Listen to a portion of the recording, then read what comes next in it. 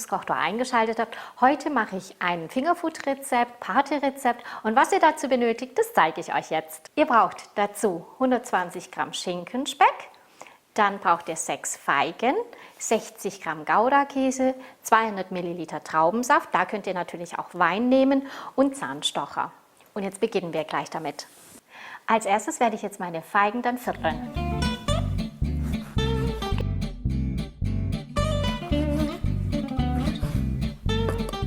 Dann gebe ich das jetzt wieder in die Schüssel hinein. Dann als nächstes gebe ich dann den Traubensaft in meinen Topf hinein. Dann werde ich jetzt den Topf auf den Herd geben und werde den Traubensaft dann kurz aufköcheln lassen. Und sobald der Traubensaft jetzt auch aufköchelt, gebe ich dann meine Feigen hinein, stelle dann mein Herd dann auf kleinste Stufe und werde das für 30 Minuten dann ziehen lassen, die Feigen darin.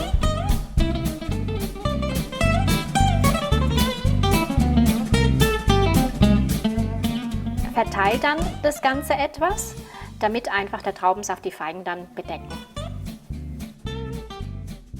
Nach 30 Minuten sehen jetzt die Feigen so aus. Jetzt nehme ich die Feigen dann auch heraus. Ganz vorsichtig. So, legt es auf den Teller.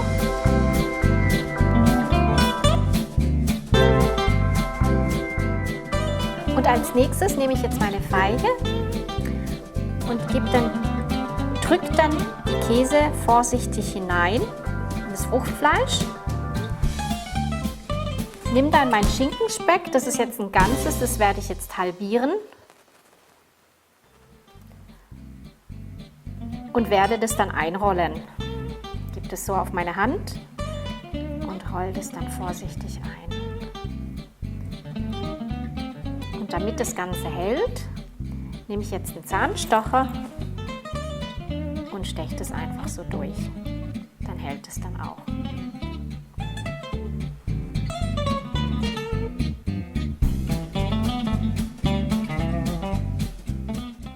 Und so macht ihr dann mit allen Feigen.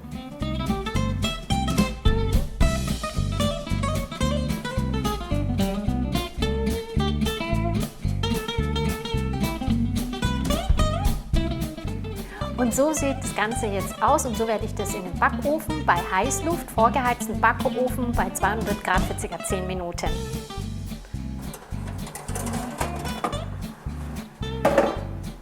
Nach 10 Minuten sieht das Ganze jetzt so aus, sieht das nicht wirklich richtig lecker aus und jetzt lege ich das noch auf den Teller.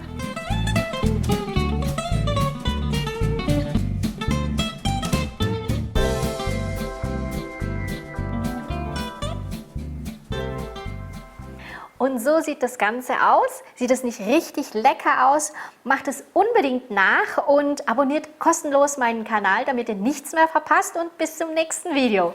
Tschüss!